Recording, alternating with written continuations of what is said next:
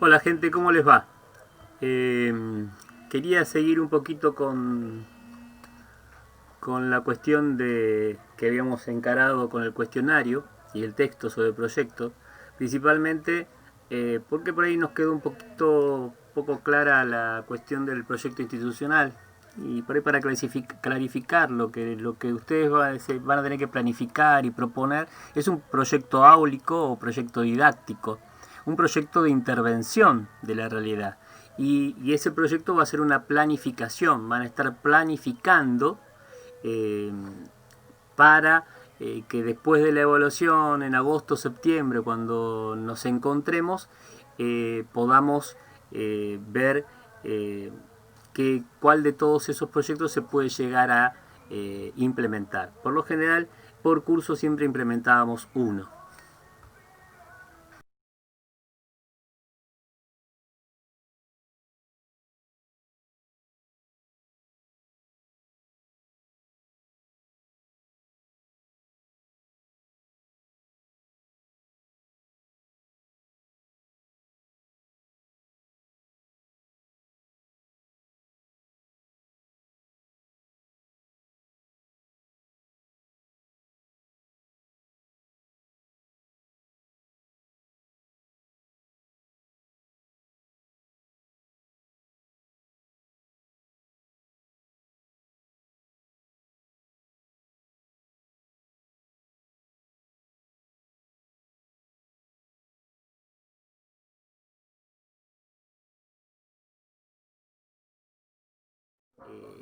Digamos, demos respuesta a esas necesidades. Entonces, hay una serie de preguntas que siempre guían la elaboración de un proyecto.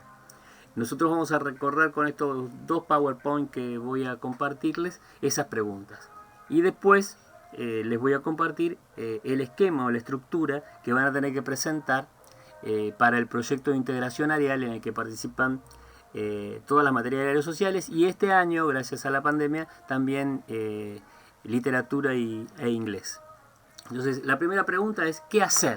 Si responder a ciertas cuestiones o interrogantes se deriva de los datos que obtenemos de esa realidad. Y esos datos son resultado de un diagnóstico. Es decir, como cuando vamos al médico hay síntomas, hay manifestaciones que están indicando una realidad. Entonces, a esas cuestiones son a las que tenemos que responder. Por eso primero es qué hacer. Y después el diagnóstico. Si el diagnóstico nos da esa información, porque analiza la situación problemática, porque incluye aspectos positivos o facilitadores que tenemos para poder superarlos. Después, la otra pregunta es, ¿qué se quiere hacer?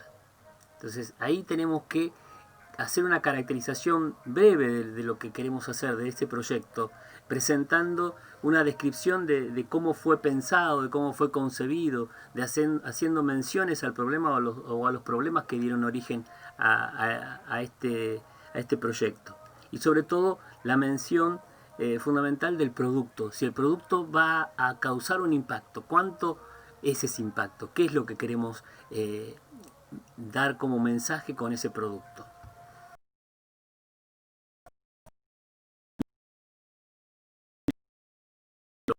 Y ustedes ya saben, ¿quiénes lo van a hacer? Va a tener que haber cuatro integrantes por grupo de ustedes que van a pensar y elaborar estos proyectos. Y ese quienes lo van a hacer puede diferirse de quienes lo van a ejecutar. Porque, por ejemplo, si ustedes eligen la necesidad de armar un taller de orientación vocacional, por ahí dicen, no tenemos las herramientas, podemos contar o llamar o contactar, tenemos contacto con un profesional como por ejemplo una psicopedagoga.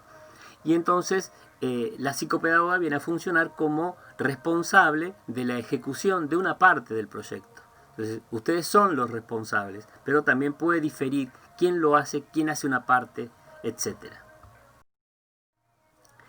Y luego viene la pregunta de por qué se quiere hacer.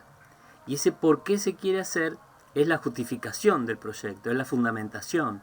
La fundamentación tiene que argumentar por qué vale la pena, por qué es imprescindible, necesario que el proyecto se realice. Básicamente en esta lógica.